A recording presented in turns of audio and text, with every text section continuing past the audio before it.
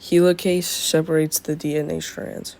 Then the primase makes a small piece of RNA called the primer. Then the primer provides a starting point for the DNA synthesis.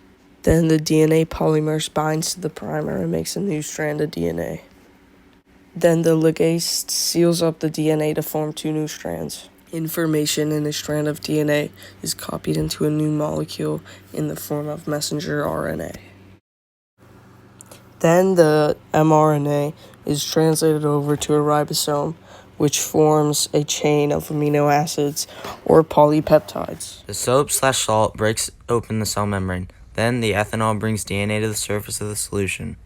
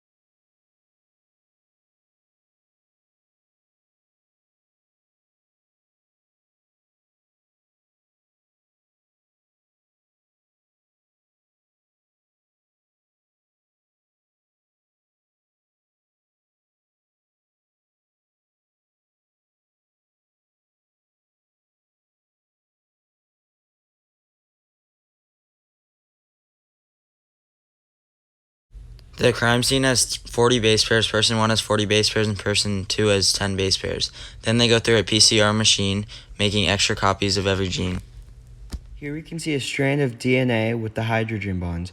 We can also see the base pair, or BP, which cuts the DNA into a specific sequence. The restriction enzymes are DNA cutting enzymes. Each enzyme recognizes one or few target sequences and cuts DNA at those or near those sequences.